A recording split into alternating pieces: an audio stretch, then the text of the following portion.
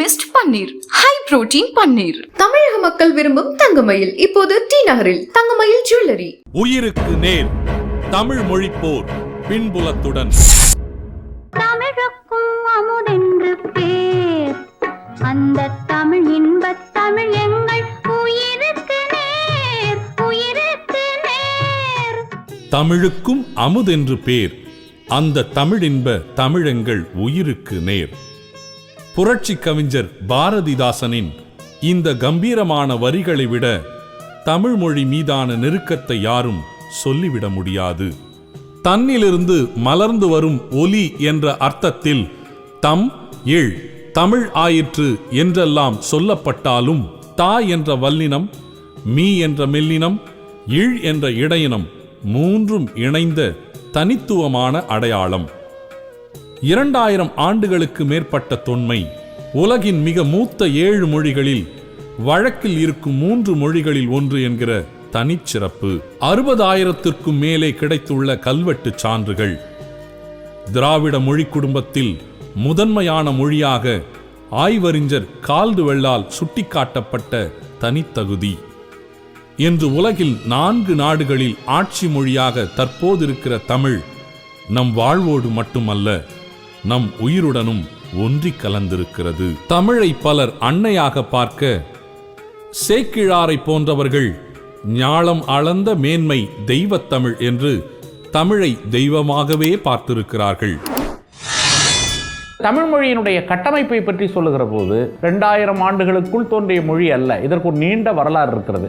எனவே தமிழ் மொழியை பொறுத்தவரையில் இன்றைய கணனியினுடைய இந்த டிஜிட்டல் சிஸ்டம் என்று சொல்லுகிறார்களே, அந்த கணனியினுடைய பொருத்தப்பாட்டுக்கு மிக நெருக்கமான மொழியாக நம்முடைய மொழி இருக்கிறது. இன்றைய அறிவுத்துறையிலே எல்லாவற்றையும் தமிழால் சாதிக்க முடியும் என்ற சாதனைகளை இன்று கூட உருவாக்குகிறார்கள். மொழி என்பது இங்கு உணர்வை வெளிப்படுத்தும் வழிமுறை அல்ல. தமிழ்நாட்டினுடைய ஆட்சி மொழி தமிழாக இருக்க வேண்டும், தமிழ்நாட்டினுடைய கல்வி மொழி தமிழாக இருக்க வேண்டும், தமிழ்நாட்டினுடைய தொடர்பு மொழி தமிழாக மட்டுமே இருக்க வேண்டும். உடல் மண்ணுக்கு, உயிர் தமிழுக்கு என்கிற வீரியமான முழக்கங்கள் எழுமளவுக்கு தமிழர் வாழ்வோடு இணைந்த ஒன்று. இந்தியாவில் 1652 மொழிகள் பேசப்பட்டாலும் இந்திய அரசியல் சாசனம் அங்கீகரித்திருக்கிற மொழிகள் 14 மட்டுமே. பிறகு இந்த எண்ணிக்கை 18 ஆனது. இதில் செம்மொழி தகுதி பெற்ற மொழிகளில் தமிழும் ஒன்று. யாதும் ஊரே யாவரும் கேளீர் என்றிருந்தாலும் தமிழ் மொழிக்கு சிக்கல் எந்த விதத்தில் வந்தபோதும் அதற்கான எதிர்ப்புகள் அனல் அடிப்பதைப் போல தமிழகத்தில் எழுந்திருக்கின்றன என்பதுதான் வரலாறு. 1882 ஆண்டில் ஆங்கிலேய ஆட்சி காலத்தில் அமைக்கப்பட்ட ஹண்டர் குழுவின் அறிக்கை தாய்மொழி வழியே தொடக்க கல்வி கொடுக்கப்பட வேண்டும் என்று வலியுறுத்துகிறது. 1902 ஆண்டில் ஆங்கிலேய அதிகாரியான கர்சன் பிரபு தொடக்க பள்ளிகளில் ஆங்கிலம் கற்பிக்கப்பட வேண்டியதில்லை, தாய்மொழியே பள்ளிகளில் பயிற்று மொழியாக இருக்க வேண்டும் என்கிறார். ஆங்கிலேயர்கள் இந்தியாவை ஆட்சி செய்ய தொடங்கியவுடன் 1800 ஆங்கிலத்தை ஆட்சி மொழியாக்கினார்கள். ஆங்கிலத்தை ஆட்சி மொழியாக்கும் பொழுது அரசு அலுவலகங்களில் பணிபுரிவதற்கு இந்தியர்களை தயார் செய்ய வேண்டும். அதற்கு ஆங்கிலத்தை பயிற்சி மொழி ஆக்கினார்கள். அந்த நேரத்தில் ஒரு மாபெரும் எதிர்ப்பு எழுந்தது. அதற்கு பின்னர் வந்த கர்சன் பிரபு அவர்கள் ஆங்கிலத்தை எல்லா வகுப்புகளுக்கும் நடத்த வேண்டாம், 1லிருந்து 5வது வகுப்பு வரை தாய்மொழியில் பாடங்களை நடத்தலாம் என்று அவர்கள் கூறினார்கள். இந்த நிலையில் 1922 சென்னை பல்கலைக்கழகத்தில் தாய்மொழிக்கு பதில் சமஸ்கிருதம் கட்டாயமாக்கப்படுகிறது. ஆங்கிலேயரை எதிர்த்து இயக்கம் கண்ட காங்கிரஸ் மாநாடுகளிலும் இந்திக்கே முன்னுரிமை தரப்பட்டது. இந்துஸ்தானியை தேசிய மொழி என்று பிரகடனப்படுத்தவும் செய்தது. காந்தியடிகள் இந்துஸ்தானம் என்ற மொழி உருதுவும் இந்தியும் கலந்த மொழி இந்தியாவிலே பொதுமொழியாக ஆட்சி மொழியாக நிலவுமையானால் இந்துக்களுக்கு முஸ்லீம்களுக்கு இடையில் இருக்கின்ற பகைமை நீங்கி நல்லுறவு உண்டாகும் என்று ஒரு கற்பனையான கற்பித கோட்பாட்டை வைத்துக்கொண்டு அந்த இந்துஸ்தானி மொழியை அனைவரும் பயில வேண்டும் என்பதை அவருடைய கொள்கைகள் ஒன்றாக அறிவித்திருந்தார். 1937ஆம் ஆண்டில் ராஜாஜி சென்னை மாகாண முதல்வர் ஆனதும் கட்டாய இந்தியை கொண்டு வருவது பற்றி சென்னையில் நடந்த கூட்டத்தில் பேசுகிறார். அதை எதிர்த்து கரந்தை தமிழ்ச்சங்கத்தில் கிளம்புகிறது எதிர்ப்பு பொறி. இந்தியை எதிர்த்து ஊர்வலங்கள் நடக்கின்றன. தென்னகத்தில் இந்தி பிரச்சார சபா என்ற நிறுவனத்தின் மூலமாக இந்தியை தென்னக மக்களிடம் பரப்புகின்ற பணியை மேற்கொண்டார்கள். அந்த திட்டத்தின் ஒரு பகுதியாகத்தான் 1937 சென்னை மாகாணத்தில் ஆட்சியை பிடித்த ராஜாஜி பள்ளிகளில் இந்தி மொழியை ஒரு பாடமாக கொண்டு வந்த முயற்சி செய்தார். சர்வதேச மொழிகளில் சார்ந்த ஒரு இனத்தை சார்ந்தவர்கள் என்ற புரிதல் கொண்ட தமிழறிஞர்கள் அதை ஒருங்கு திரண்டு கடுமையாக எதிர்த்தார்கள். அதன் அடிப்படையில் வந்ததுதான் முதல் இந்தி எதிர்ப்பு போர். அதற்கு முன்னின்றவர்கள் மரமேல் அடிகளார், நாவலர் சோமசுந்தர பாரதியார், ஈழத்து சிவானந்த அடிகளார், இவை போன்ற தமிழறிஞர்கள் இந்த முன்னிலை நடத்திய காலத்தில் மக்கள் திரள் அமைப்பாக தமிழ் தேசிய எழுச்சியாக அதை அமைந்ததை அறிந்து எல்லா தரப்பிலும் காங்கிரஸ் கட்சியில் உள்ள ஒரு பகுதியினர் கூட அதை ஆதரித்தார்கள். மறைமலை அடிகள் இந்தியை எதிர்ப்பதில் தீவிரம் காட்டுகிறார். நாவலர் சோமசுந்தர பாரதியார், பெரியார், அண்ணா என்று பலரும் எதிர்ப்பை தொடர்கிறார்கள். திருச்சியில் 1937 ஆகஸ்ட் 27 அன்று இந்தியை எதிர்த்து தன்மான இயக்க மாநாடு நடக்கிறது. தமிழ் மாநிலம் உருவாக வேண்டும் என்கிற கோரிக்கை உயிர் பெறுகிறது. இதையும் மீறி 1938ஆம் ஆண்டு ஏப்ரல் 21ஆம் தேதி அன்று சென்னை மாகாண பள்ளிகளில் இந்தியை கட்டாய பாடமாக்கி அரசாணையை பிறப்பிக்கிறது ராஜாஜி தலைமையிலான அரசு. இந்தி திணிப்பிற்கான எதிர்ப்பில் வேகம் கூடுகிறது. நாவலர் சோமசுந்தர பாரதி தலைமையில் இந்தி எதிர்ப்பு தலைமை வாரியம் அமைக்கப்படுகிறது. தமிழகத்தில் அங்கங்கே மறியல் போராட்டங்கள் நடக்கின்றன. பட்டுக்கோட்டை அழகிரி மற்றும் மூவலூர் ராமாமிர்தம் அம்மையார் தலைமையில் திருச்சி உறையூரில் கிளம்பி 42 நாட்கள் இந்தியை எதிர்த்து நடைப்பயணமாக சென்னை வந்து சேர்கிறது போராட்டக் குழு. பெண்கள் உள்ளிட்ட பலர் அடுத்தடுத்து போராட்டத்தில் கலந்து கொண்டு கைதாகி சிறைக்கு சென்றதை விவரிக்கின்றன அந்த காலத்திய நாளிதழ்கள். பெண்கள் அந்த கால சூழலில் வீதிகளில் வந்து போராடுவது அரிதினும் அரிதாக இருந்த நேரம்.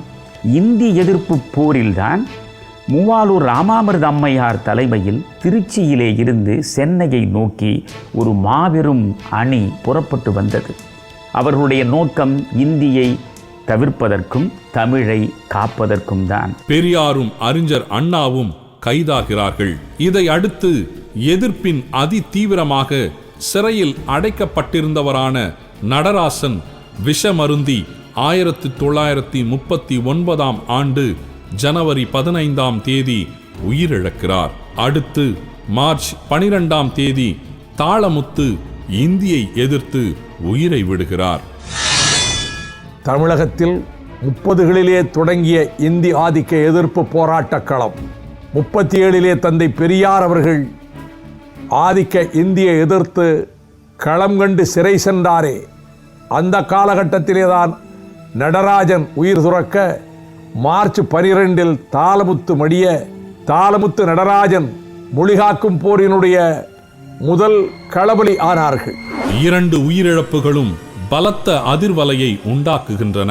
மொழி காக்க உண்மையிலேயே உயிரை நீத்த நிகழ்வு ஐநா மன்றம் வரை எதிரொலிக்கிறது. 1939ஆம் ஆண்டு மே மாதத்தில் பெரியாரும் மற்றவர்களும் விடுதலை செய்யப்படுகிறார்கள். அதே ஆண்டு அக்டோபரில் ராஜாஜி அமைச்சரவை பதவி விலகுகிறது. 1940ஆம் ஆண்டு இந்தி திணிப்புக்கு எதிராக பெரியார் இறுதி எச்சரிக்கை விடுத்ததும் பிப்ரவரி 21ஆம் தேதி கட்டாய இந்தியை விலக்கி அரசாணை பிறப்பிக்கப்படுகிறது. உலகப் போரில் உலகமே இரண்டாக பிரிகிறது. காங்கிரஸ் ஆங்கிலேயர்களுக்கு உதவி செய்ய வேண்டும் என்று மனதில் கருதுகிறது. சுதந்திர இயக்கத்தை முன்னெடுத்து செல்வதற்கு இது ஒரு சரியான வாய்ப்பு, இதை பயன்படுத்தி கொள்ள வேண்டும் என்றும் கருதுகிறது. ஆனால் காங்கிரஸை ஏன் என்று கேட்கவில்லை.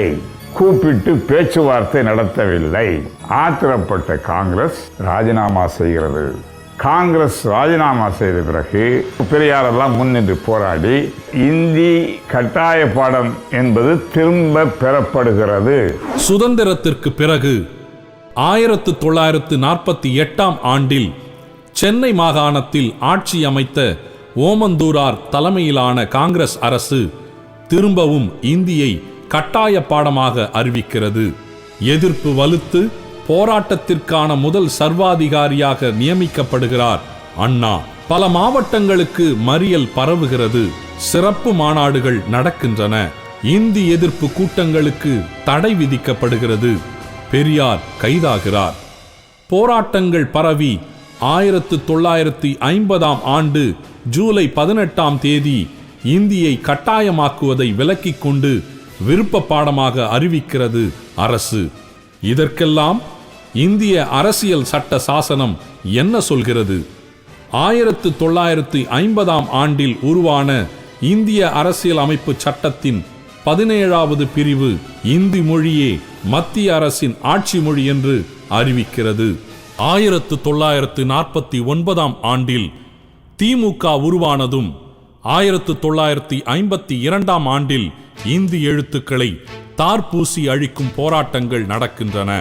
இதற்கிடையில் 1955 ஆண்டில் ஆட்சி மொழி ஆணையம் நியமிக்கப்பட்டு பெரும் விவாதங்கள் எழுந்தபோது எவ்வளவு காலத்துக்கு மக்கள் விரும்புகிறார்களோ அதுவரை ஆங்கிலம் இருக்க வேண்டும் என்று நேரு உறுதிமொழி அளித்தார்.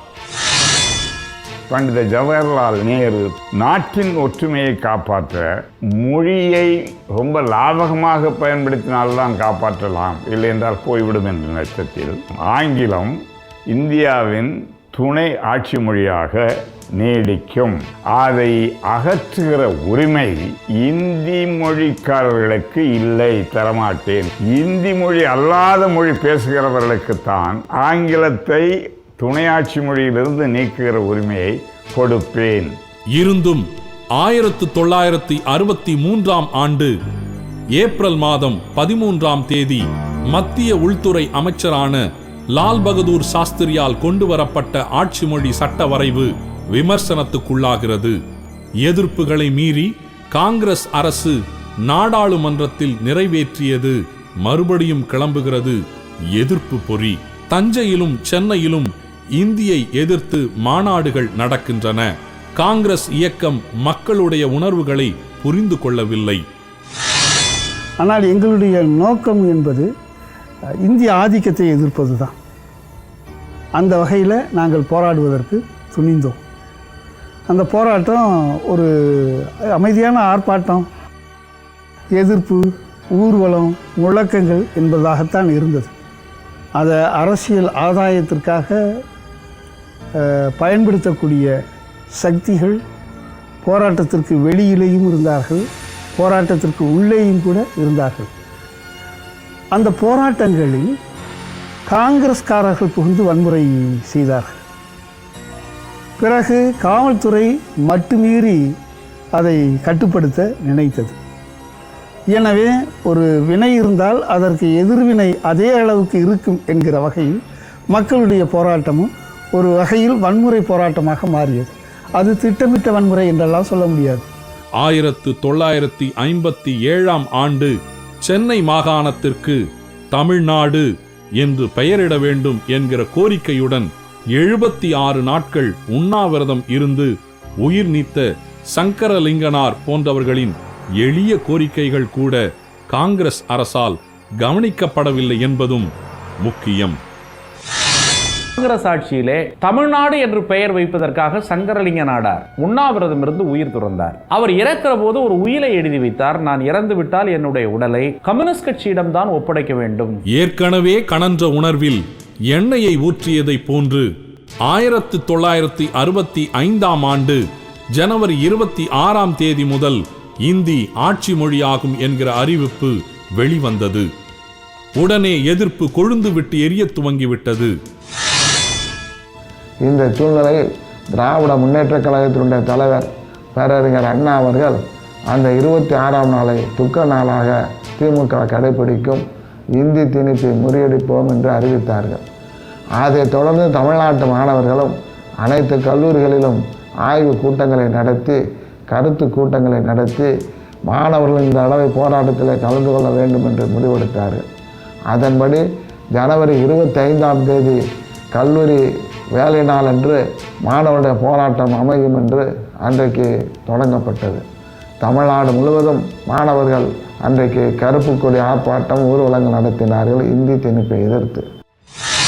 பச்சைப்பன் கல்லூரியிலும் ஒரு மாணவரை இழிவுபடுத்துவதாக ஒரு காவல்துறை சேர்ந்தவர் பேசிவிட்டார்.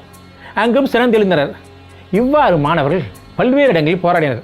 மதுரையில் காமராசன் காளிமுத்து, தஞ்சாவூர் நடராசன், கோயம்புத்தூர் இளங்கேரனார், இவ்வாறு ஒவ்வொன்றாக சொல்லலாம்.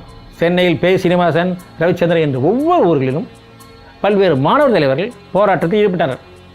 திருச்சியை அடுத்துள்ள கீழப்பழுவூரைச் சேர்ந்தவரான சின்னசாமி 1964ஆம் ஆண்டு ஜனவரி 25ஆம் தேதி அதிகாலையில் தீக்குளித்து உயிரிழந்தார்.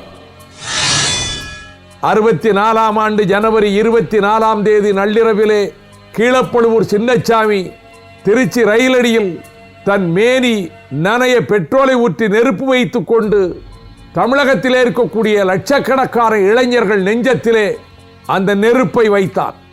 தமிழ் வாழ வேண்டும் என்று நான் சாகிறேன் என்று கடிதம் எழுதி வைத்துவிட்டு சின்னசாமி மறைந்த தினத்தை தான் இன்றும் மொழிப்போர் தியாகிகள் தினமாக நினைவு கூறுகிறோம்.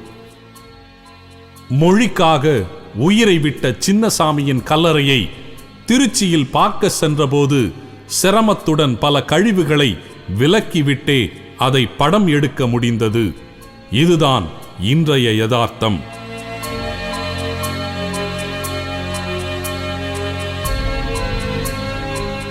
அந்த கல்லறைக்கு பக்கத்தில் விராலிமலையில் நஞ்சுண்டு உயிர் நீத்தவரான சண்முகத்தின் கல்லறை. எம்ஜிஆர் ரசிகரான இவர், தமிழினமே என் போன்றோர் உடலை பார்த்தாவது நீ விழித்தெழு என்று கடிதம் எழுதிவிட்டு உயிர் நீத்திருக்கிறார். இன்றும் அவரை வலியோடு நினைவு கூர்கிறது அவருடைய குடும்பம். ஒன்று எனக்கு எழுதியிருந்தேன், இன்னொன்று பேர் எங்கள் அண்ணாவுக்கே எழுதினது. எனக்கு எழுத கடிதத்தை உறையூர் போலீஸில் வாங்கிட்டாங்க. அண்ணாவுக்கு எழுதினதை நகல் எடுத்துக்கிட்டு அண்ணாவுக்கே அதை அந்த மண்டபத்து சாராக அனுப்பிட்டேன். ஏன்டா அப்படி செஞ்சேன்னதுக்கு, இதே மாதிரி தமிழ்நாட்டில் யாரும் அந்த போராட்டத்தை கைவிட்டாங்க, நான் இறந்தாவது மறுபடியும் மீண்டும் இது போராட்டம் இதுன்னு நினைக்கிறேன். நம்ம குடும்பத்தில் ஒருத்தன் இந்திக்காக இறந்தேன், தமிழுக்காக இருந்தேங்கிற ஒரு பேர் உண்டாகும் அப்படி சொன்னேன். அடுத்தாப்புல நாங்கள் அங்கேயே இறந்து போயிட்டேன். உயிர் தமிழுக்கு உடல் தீக்கு என்று இந்தியை எதிர்த்து கருப்பு கொடி ஏந்தி ஆர்ப்பாட்டம் நடத்திவிட்டு தன்னையே எரித்துக் கொண்டு மறைந்தார் கோடம்பாக்கத்தைச் சேர்ந்த சிவலிங்கம். அந்த போராட்டத்தில் தீக்குளித்த மாணவர்கள், அந்த செய்திகள் எல்லாம் தமிழீழத்தில் அடிபட்டு கொண்டிருக்கிற காலத்தில் தான் 1965 தொடர்ந்து 5 ஆண்டு காலத்துக்குள் மாணவர்கள் வீறு கொண்ட போராளிகளாக மாறுகிறார்கள். தமிழீழ மாணவர்களுக்கெல்லாம் ஒரு உந்துதலாக அந்த போராட்டம் அமைந்ததை நான் சொல்லியாக வேண்டும். சிவலிங்கத்தின் உடலை பார்த்துவிட்டு மனம் வெதும்பிய 3 குழந்தைகளுக்கு தந்தையான சென்னை விருகம்பாக்கத்தைச் சேர்ந்த அரங்கநாதன் தமிழ் வாழ்க இந்தி ஒழிக என்று எழுதி வைத்துவிட்டு கோடம்பாக்கம் ரயில்வே திடலில் தீக்குளித்து கரிந்து போனார். அன்று இரவு அவர் கைப்படி எழுதின லெட்டர்லாம் மரத்து மேலே வச்சுட்டு தன் மேலே இந்த பெட்ரோலை ஊற்றிக்கிட்டு தமிழ் வாழ்க இந்தி ஒழிக, தமிழ் வாழ்க இந்தி ஒழிகன்னு சொல்லிட்டு கடைசி வரைக்கும் அதை சொல்லியிருந்துருக்கிறார் உயிர் போகிறவங்க.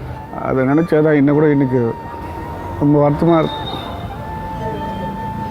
எவ்வளோ அந்த இதில் எவ்வளோ பற்று இருந்தா தமிழ் மேலே இது மாதிரி பண்ணியிருப்பார். எதிர்பார்ப்பு இல்லாமல் அவர் தமிழ் மக்கள் 2ஆம் தர குடிமக்கள் ஆகிடக்கூடாது என்ற ஒரே நோக்கம் தான். அது தாய்மொழியை தமிழுக்கு ஆபத்து வந்திருக்கணும்னு அந்த முடிவு எடுத்திருக்கிறாரு. ஆனால் எங்களுக்கு உண்மையிலே அதை நினைக்கும் பெருமையாக தான் இருக்குது. இவரை தொடர்ந்து கீரனூர் முத்து நஞ்சு அருந்தி உயிர் நீத்திருக்கிறார். சத்தியமங்கலம் முத்து தீக்குளித்து இறந்திருக்கிறார். ஆசிரியரான வீரப்பன் ஐயம்பாளையத்தில் தீக்குளித்து உயிர் நீத்திருக்கிறார். பிஇ படித்த மாணவரான கோவை பீளமேடு தண்டபாணி நஞ்சுண்டு தன்னை மாய்த்து கொண்டார். மாயவரத்தில் கல்லூரியில் பிகாம் 2ஆம் ஆண்டு படித்துக் கொண்டிருந்த மாணவரான சாரங்கபாணி தீக்குளித்து உயிர் நீத்திருக்கிறார். மாணவமணி தியாகி சாரங்கபாணி என்கின்ற இந்த தியாகி 1965ஆம் ஆண்டு நிகழ்ந்த மொழி போராட்டத்தில் கடைசி களச்சாவு இவர்தான் என்று சொல்லலாம்.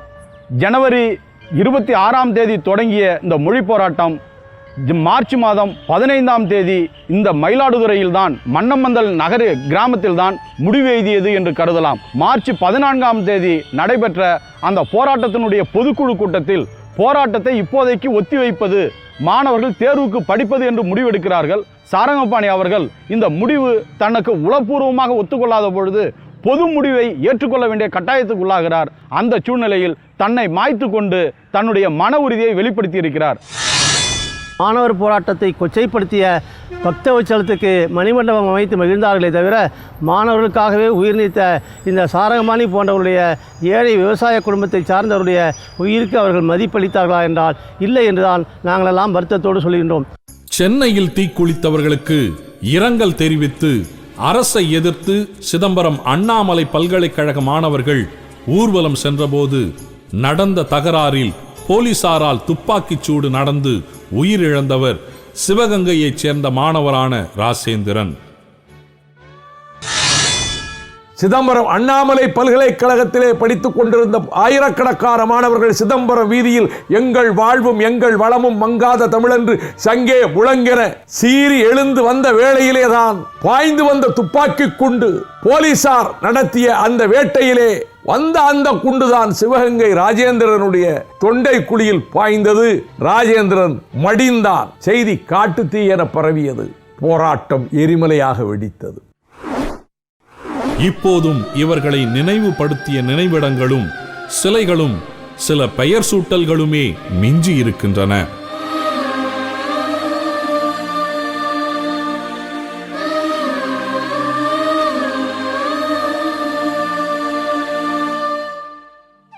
தமிழகத்தில் அனல் அடித்ததைப் போல பரவிய இந்தி எதிர்ப்பு போராட்டத்தில் இளைய துடிதுடிப்பான ரத்தம் புகுந்ததைப் போல எழுச்சியுடன் களம் இறங்கினார்கள் தமிழக மாணவர்கள்.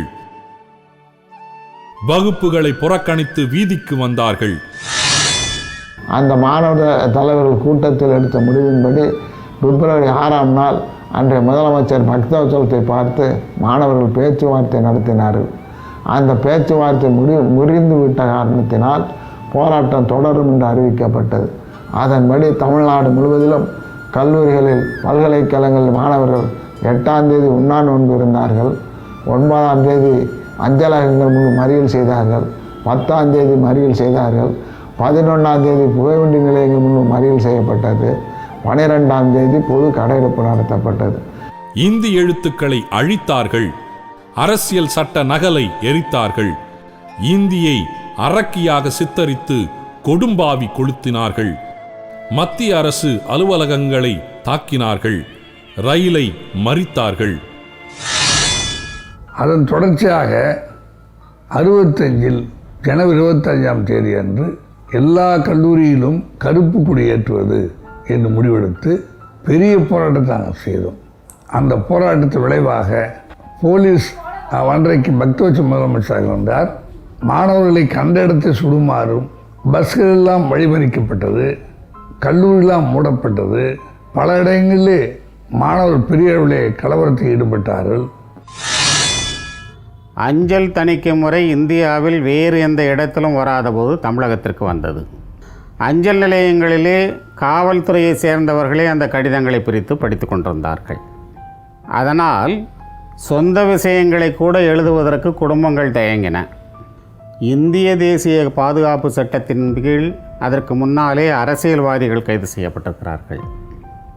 ஆனால் முதலாக மாணவர்கள் கைது செய்யப்பட்ட நிகழ்வு விருதுநகர் தொகுதியிலே பெருந்தலைவர் காமராசரை தோற்கடித்த மாணவர் தலைவர் பே. சீனிவாசன், சென்னை தியாகராயர் கல்லூரியிலே பயின்று கொண்டிருந்த நாவலவன், என தமிழகத்திலே 10 மாணவர்கள் தேசிய பாதுகாப்பு சட்டத்தின் கீழ் கைது செய்யப்பட்டோம். அதிலே சட்டத்தை எரித்த கவிஞர் நா. காமராசன், காளிமுத்து அவர்களோடு நானும் ஆக ஒரே கல்லூரியிலிருந்து 3 மாணவர்கள் தேசிய பாதுகாப்பு சட்டத்தின் கீழ் கைது செய்யப்பட்டோம். போராட்டத்தை கட்டுப்படுத்த கடைசியில் இராணுவத்தை வரவழைத்தது அப்போதைய பக்தவச்சலம் தலைமையிலான காங்கிரஸ் அரசு. சென்னையை தவிர்த்து மதுரை, தஞ்சை, திருச்சி, பொள்ளாச்சி, சேலம், திருப்பூர் என்று பல பகுதிகளிலும் போராட்டம் பரவியது. பல்லாயிரக்கணக்கானவர்கள் கைதானார்கள். பலர் துப்பாக்கிச் சூட்டில் உயிரிழந்தார்கள். அப்போதைய அரசு உயிரிழந்தவர்களின் எண்ணிக்கையை மறைத்தாலும் காவல்துறையின் கணக்குப்படி 1965ஆம் ஆண்டில் நடந்த இந்தி எதிர்ப்பு போரில் உயிரிழந்தவர்களின் எண்ணிக்கை 300க்கும் மேல். 1965 ஜனவரி 26 வருகிறது. இது குடியரசு நாள் அல்ல, குடிகெடுக்கும் நாள். நம்மை நிரந்தரமாக அடிமைகளாக அறிவிக்கின்ற நாள். இது நம் துக்கத்தை வெளிப்படுத்துவதற்காக அன்றைக்கு கருங்கொடிகளை உயர்த்துவோம் என்று பேரறிஞர் அண்ணா அவர்கள் அறிவித்திருந்த காலகட்டத்தில் ஜனவரி 25ஆம் தேதி தமிழக வரலாறு அதுவரை சந்தித்திராத விதத்தில் லட்சக்கணக்கான மாணவர்கள் இந்தியை எதிர்த்து போர்க்களம் கண்டனர். அறவழி போராட்டம் தான். இதே சென்னை மாநகரிலே நேப்பியர் பூங்காவில் பல்லாயிரக்கணக்கான மாணவர்கள், மாணவிகள் இந்திக்கு பாட கட்டுவோம், செந்தமிழ் நாட்டில் இந்திக்கு இடமில்லை, ஒளியட்டும் இந்தி என்ற முழக்கம் எழுப்பிக் கொண்டவர்களாக வந்தபோதுதான் குதிரைகள் மீது ஆரோகணித்து வந்த காவல்துறையினர் கண்மண் தெரியாமல் தாக்கத் தொடங்கினார்கள்.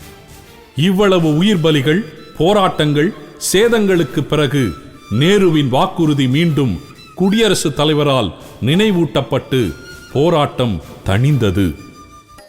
சாகாமலே உயிர் அற்றவர்களாகி விட்டவர்களும் உண்டு, செத்து உயிரோட்டம் தந்தவர்களும் உண்டு என்று அறிஞர் அண்ணா அன்று சொன்னபடி இவர்கள் இறந்தும் மொழி காக்க உயிரோட்டம் தந்திருக்கிறார்கள். மக்களின் மொழி குறித்த உணர்வு நிலையை சற்றும் பொருட்படுத்தாத பிடிவாதத்துடன் காங்கிரஸ் செயல்பட்டதால் 1967ஆம் ஆண்டில் நடந்த சட்டமன்ற தேர்தலில் காங்கிரஸ் ஆட்சியை இழந்தது. திமுக ஆட்சிக்கு வந்தது. அண்ணா முதல்வரானார். சென்னை மாகாணம் தமிழ்நாடாக பெயர் மாற்றம் பெற்றது. இந்தி திணிப்பை தமிழக சட்டமன்றம் ஏற்க மறுக்கிறது என்கிற தீர்மானத்தை நிறைவேற்றினார் அண்ணா. 1984ஆம் ஆண்டில் ராஜீவ்காந்தி பிரதமராக இருந்தபோது இந்தி நவோதயா பள்ளிகள் மூலமாக நுழைந்தது. இந்தி வாரம் கொண்டாடப்பட்டது. இந்தியை பரப்ப கூடுதல் நிதி ஒதுக்கப்பட்டது. சென்னை தொலைக்காட்சியில் தமிழ் நிகழ்ச்சிகளுக்கான நேரம் குறைக்கப்பட்டு இந்தி நிகழ்ச்சிகளுக்கான நேரம் அதிகரிக்கப்பட்டது. மத்தியிலே அமைச்சராக பொறுப்பேற்க வாய்ப்பு கிடைத்த நேரத்தில் என்னை அங்கே இருக்கிற அரசு அலுவலர்கள் உங்களுடைய கையெழுத்து இந்தியிலே போட வேண்டும் என்று கேட்டார்கள். நான் போட முடியாது என்று மறுத்தேன். அந்த அடிப்படையில் இன்று வரை தமிழ்தான் கையெழுத்து போடுவேன். இதை எதிர்த்து இந்தி எதிர்ப்பு மாநாடுகள் நடந்தன. இந்தி எழுத்துக்களை அழிக்கும் போராட்டம் மறுபடியும் நடந்தது. தொலைக்காட்சி பெட்டிகளை உடைக்கும் போராட்டங்களும் நடந்தன. இந்தி படங்களை திரையிடுவதற்கு எதிர்ப்பு தெரிவிக்கப்பட்டது. 1987ஆம் வருடம் நவம்பர் மாதம் 26ஆம் தேதி மாமேதை டாக்டர் பாபா சாஹிப் அண்ணல் அம்பேத்கர் அவர்கள் உருவாக்கி கொடுத்த அரசியல் சட்டத்தை, இந்தியில் மொழிபெயர்க்கப்பட்ட அரசியல் சட்டத்தை இந்திய நாடாளுமன்றம் ஏற்றுக்கொண்டதென்றால் 3/2 பங்கு பெரும்பான்மையோடு அதை நிறைவேற்ற வேண்டும். இந்த மசோதா சட்டமாக்கப்படுவதற்கு அரசியல் சட்ட திருத்த மசோதாவாக தாக்கல் செய்யப்பட்டது. நான் 2 திருத்த மசோதாக்கள் கொடுத்தேன். ஒன்று, இந்தியில் மொழிபெயர்க்கப்பட்ட அரசியல் சட்டத்தை இந்த நாடாளுமன்றம் நிராகரிக்க வேண்டும். இன்னொன்று, அரசியல் சட்டத்தை தமிழில் மொழிபெயர்த்து அதுதான் இந்த மன்றம் ஏற்க வேண்டும். மசோதாவே ஓட்டெடுப்புக்கு வருது. ஏற்றுக்கொண்டு எல்லாம் பச்சை பல்பா எரியுதுங்க. ஒரே ஒரு விளக்கு மட்டும் சிவப்பாக எரியுது. அது என்னுடைய எண்ணுக்கு. தமிழகத்திலே இருந்து சென்ற நாடாளுமன்ற உறுப்பினர்களிலும் அடியேன் ஒருவன் மட்டும்தான் இந்தியிலே மொழிபெயர்க்கப்பட்ட அரசியல் சட்டத்தை ஏற்கக்கூடாது என்று ஓட்டு பதிவு செய்திருக்கிறேன். 1987 நடந்த போராட்டத்தில் தீக்குளித்து இறந்த கோவை பாலசுப்ரமணியம் துவங்கி பலியானவர்களின் எண்ணிக்கை 17. தமிழ் ஒரு வழிபாட்டு மொழியாக, ஒரு அலுவலக மொழியாக, பயிற்று மொழியாக வர வேண்டும் என்பதுதான் நம்முடைய அடிப்படை கோரிக்கை. இந்த அடிப்படை கோரிக்கையில் எந்த விதமான முன்னேற்றமும் கடந்த 45 ஆண்டுகளாக இல்லை என்பது தமிழர்களாகிய நாம் வெக்கி தலைகுனிய வேண்டிய ஒரு செய்தி. இது தொடர்பாக பல நூறுக்கணக்கான தமிழ் இயக்கங்கள் இந்த கோரிக்கையை முன்னெடுத்து வைத்தாலும் கூட ஆட்சி பொறுப்பில் இருக்கிறவர்கள் மொழிக் கொள்கை என்று சொல்கின்ற பொழுது மும்மொழிக் கொள்கையா அல்லது இருமொழிக் கொள்கையா என்ற அளவிலே அவர்கள் நின்று விடுகிறார்கள். இவ்வளவுக்கு பிறகும் தமிழகத்தில் தமிழ் உரிய இடத்தை பெற முடியவில்லை. துவக்க பள்ளிகளில் கூட தமிழை பயிற்று மொழியாக்க முடியவில்லை. தமிழை பயிற்று மொழியாக்க வேண்டும் என்று ஒரு போராட்டத்தை உண்டாக்கினோம். தமிழ் பயிற்று மொழியாக வேண்டும். அது பாடமொழியாக கூட இல்லாமல் போய்விட்டது. பால்வாய் குழந்தைகள் கூட தமிழை அறியாமல் போய்விட்டார்கள். அவர்கள் பல்கலைக்கழக இறுதி வரையிலும் தமிழ் பயில வேண்டும். அதற்கு அடிப்படையாக வேண்டியது தொடக்க கல்வியில் குறைந்தது 5 வகுப்பு வரையிலும் தமிழ் பயிற்று மொழியாக இருக்க வேண்டும். மற்ற இடங்களில் பாடமொழியாக இருக்க வேண்டும் என்று ஒரு போராட்டத்தை தொடங்கினோம். தமிழகத்தில் நீதிமன்றங்களில் தமிழில் வாதாடக்கூட தயங்கி நிற்க வேண்டியிருக்கிறது. தமிழை புறந்தள்ளி ஆங்கிலம் முதன்மைப்படுத்தப்பட்டிருக்கிறது. இந்த விளைவுகளுக்காகவா அன்றைக்கு இதே மண்ணில் மொழியை காக்க போராட்டம் நடந்தது? இதற்காகவா அத்தனை உயிர்கள் பறிபோயின? அவர்களுடைய உணர்வுகளுக்கு காலத்தின் சுழற்சியில் நாம் கொடுத்திருக்கிற மதிப்பு என்ன? மாணவர்களுக்கு ஆதரவாக மக்களும் களமிறங்கி போராடிய போது ஏறத்தாழ தமிழ்நாட்டில் நூற்றுக்கணக்கானவர்கள் சுட்டு கொல்லப்பட்டார்கள். இளைஞர்கள் தீக்குளித்து தங்கள் உயிரை மாய்த்து கொண்டார். மாணவர்கள் எதற்காக இவ்வளவு போராடினார்கள், இவ்வளவு தியாகம் செய்தார்கள்? அந்த நோக்கங்கள் நிறைவேற்றப்படவில்லை. ஈழத்திலே பொறியியல் கல்வி, மருத்துவ கல்வி எல்லாமே தமிழில் நடைபெறுகின்றன. உலகம் முழுவதும் இருக்கிற கலைச்சொற்களை அவர்கள் உள்வாங்கிக் கொள்கிறார்கள். அதை ஆங்கிலத்திலே கொடுக்கிற அளவுக்கு வருகிற போது ஆங்கிலத்திலே கொடுக்கிறார்கள். பிறகு அதை தனித்தமிழிலே பயன்படுத்துவது என்ற நிலைக்கு அடுத்த கட்டமாக நகர்கிறார்கள். ஆனால் தமிழ்நாட்டிலே அதற்கான முயற்சியே மேற்கொள்ளப்படவில்லை. அதற்கு பதிலாக வெளியே வணிக கல்வி நிலையங்கள் வந்து கொண்டே இருந்தன, முழுக்க முழுக்க ஆங்கிலத்தை முதன்மையாக வைத்து. போராட்டம் நடந்த மண்ணில் தமிழை முதன்மைப்படுத்த முடியவில்லை. தமிழ் வழி படித்தவர்களுக்கு எந்த முன்னுரிமையும் இல்லை. பிற மொழியினர் தன் மொழியில் பேசுவதையே தம் கடமையாக இயல்பாக கொண்டுள்ளார்கள். அந்த நமக்கும் வர வேண்டும். தமிழ்நாட்டின் தலைமை பதவிகளில் தமிழறிந்த தமிழர்கள் மட்டுமே இருக்க வேண்டும் என்பதை ஒரு கட்டாயமாக கொண்டு வர வேண்டும். 2, தமிழ்நாட்டில் அனைத்து நிலை கல்வியும் தமிழ் வழியாகத்தான் இருக்க வேண்டும் என்று இருக்க வேண்டும். இந்த 2 வந்தால் இயல்பாகவே தமிழ் மக்கள் பேசும் மொழியாக மாறும். அந்த நிலைக்கு அரசு நடவடிக்கை எடுக்க வேண்டும். தமிழ் துறையில் இருக்கின்ற ஆசிரியர்கள் கூட, மாணவர்கள் கூட ஒப்பம் என்று வருகின்ற பொழுது ஆங்கிலத்தில் தான் போடுவார்கள். அந்த பழக்கமானது இன்று வரை நடப்பில் இருந்து கொண்டிருக்கிறது. ஆக ஒப்பத்தை கூட நாம் தாய்மொழியில் போட முடியாத ஒரு அவலநிலை தான் இன்றைக்கு நாட்டிலே நிலவுகிறது. இந்த போக்கை இருக்கின்ற பொழுது நாம் தாய்மொழியிலே படித்தவர்களுக்கு வேலை வாய்ப்பு தாய்மொழியானது பயிற்று மொழியாக ஆக வேண்டும், தாய்மொழி அலுவலக மொழியாக ஆக வேண்டும், தாய்மொழி வழிபாட்டு மொழியாக ஆக வேண்டும். மத்தியில் பல கூட்டணி அரசுகளில் தமிழக இயக்கங்கள் தொடர்ந்து பங்கேற்றும் மத்தியில் ஆட்சி மொழிகளில் ஒன்றாக தமிழை கொண்டு வர முடியவில்லை. 1885ஆம் ஆண்டு ஆங்கிலேய ஆட்சியில் கல்வி திட்ட குழு தலைவராக இருந்தவரான மெக்காலே சொன்னபடி இரத்தத்தாலும் நிறத்தாலும் இந்தியர்களாகவும் அறிவு ஒழுக்கம் ரசனையில் ஆங்கிலேயர்களாகவும் இருக்க வேண்டும் என்கிற ஆங்கிலேய கனவை இங்கு மறைமுகமாக அமல்படுத்தி கொண்டிருக்கிறோம். பயிற்று மொழி தமிழ், பாடமொழியாக மட்டும் ஆங்கிலம் என்று தமிழக சட்டமன்றத்தில் 23/1/1968 அண்ணா முதல்வராக இருந்து சொன்னதை நிறைவேற்றியிருக்கிறோமா? இந்தியாவில் தமிழ்நாட்டை தவிர வேறு எந்த மாநிலத்திலும் தன்னுடைய தாய்மொழியை முன்னிலைப்படுத்தி போராட்டம் நடத்திய வரலாறே கிடையாது. இருந்தாலும் மொழியுணர்வில் எழுச்சி குறைந்துவிடவில்லை என்பதற்கான அடையாளங்களும் இருக்கத்தான் செய்கின்றன.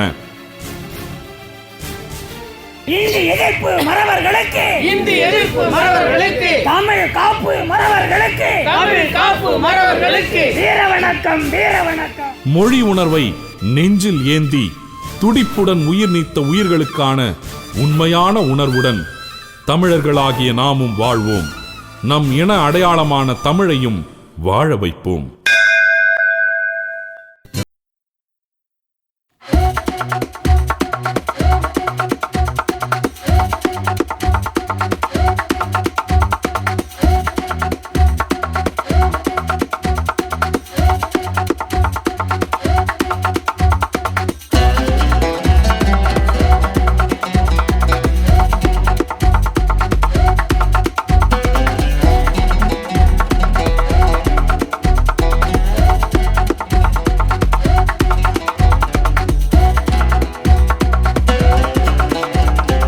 மில்கி மிஸ்ட் பன்னீர், ஹை புரோட்டீன் பன்னீர். தமிழக மக்கள் விரும்பும் தங்கமயில் இப்போது டி நகரில் தங்கமயில் ஜுவல்லரி.